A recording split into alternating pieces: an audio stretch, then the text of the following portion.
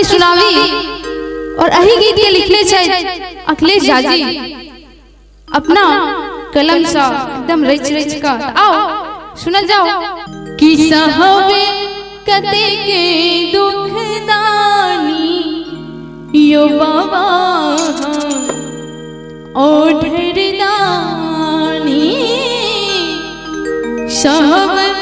कते के दुखदानी यो बाबा ओढ़रदानी सहव कते के दुखदानी यो बाबा ओढ़रदानी ओढ़रदानी बाबा आमसानी ओढ़रदानी बाबा आमसानी सुनियो ने हमार कहानी यो बाबा ओढ़रदानी सुनियो ने हमार कहानी यो बाबा ओढ़रदानी।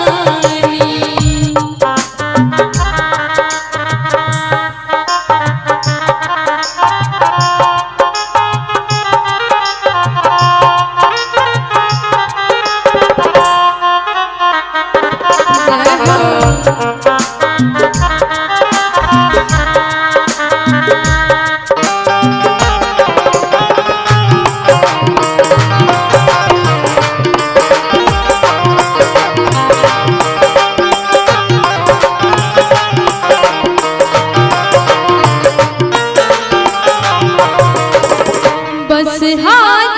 हम टहल बजायब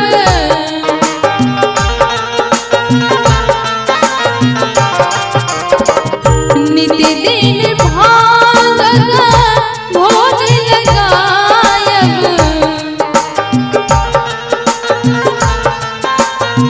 बस हाथ हम टहल बजायब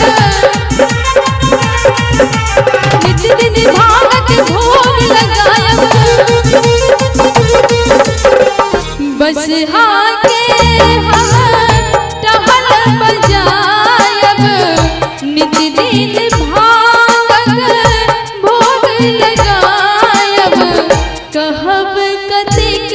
दुखदानी यो बाबा ओढ़रदानी कहब कतेक दुखदानी यो बाबा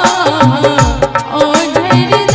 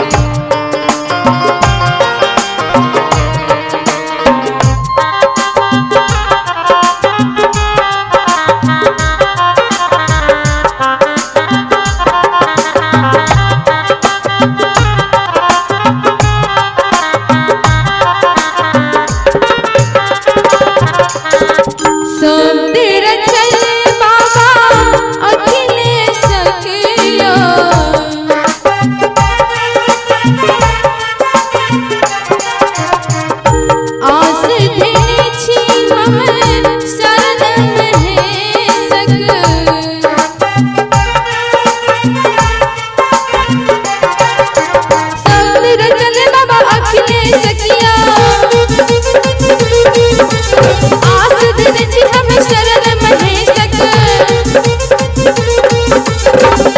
गावैया मौसम वाणी यो बाबा ओढ़र दानी सहबै कते के दुख दानी यो बाबा ओढ़र दानी बाबा आहा मस्तानी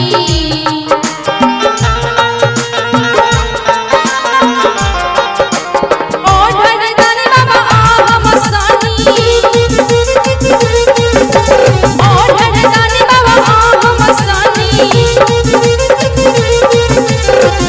सुनियो ने हमार कहानी यो बाबा ओढ़र दानी सुनियो ने